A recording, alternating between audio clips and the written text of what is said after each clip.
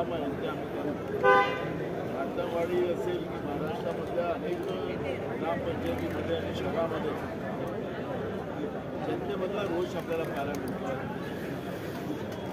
परवा नाशिकमध्ये सुद्धा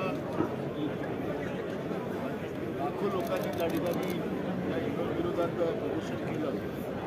त्याच्यामुळे या सगळ्या गोष्टी आपल्याला मांडलंच पाहिजे. आणि आमचं कर्तव्य ते आम्ही मांडू. राज्यातलं हे सरकार जनतेच्या मतातलं नाही.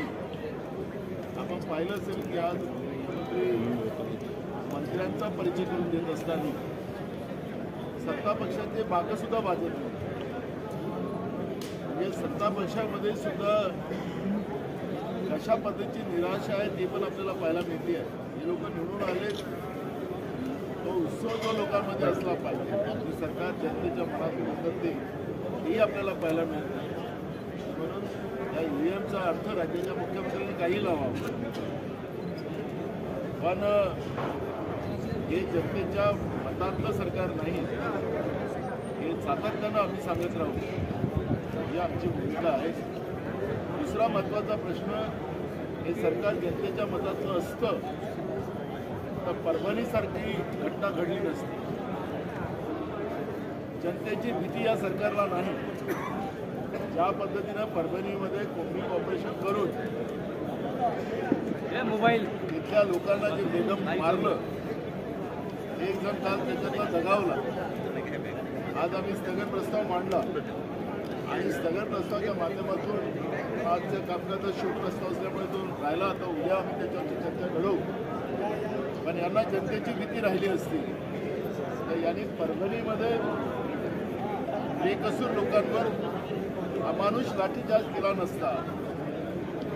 ज्या पद्धतीनं कोम्बिंग ऑपरेशन केलं गेलं, मुख्यमंत्री काल पत्रकार परिषदेमध्ये सांगत होते, मी ऐकत होते की जो कोणी तोडफोड करेल त्यांच्यावर आम्ही कारवाई करू.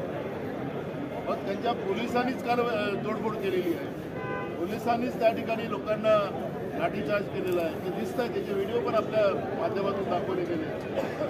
पोलिसांवर कारवाई का नाही? त्या जिल्हाधिकाऱ्यावर कारवाई का नाही? त्या एसपीवर कारवाई का नाही? हे प्रश्न या ठिकाणी निर्माण होतील. जे सामान्य माणसासाठी कायदे आहेत ते मोठ्या अधिकाऱ्यांसाठी कायदे आहेत. आणि मला असं वाटतं की दलितांवर ज्या पद्धतीनं परभणीमध्ये ज्या पद्धतीचा अत्याचार करण्याचं काम या सरकारने केलेलं आहे हे जाणून बुजून केलं गेलेलं आहे. सरकारचाही दोष तेवढाच आहे.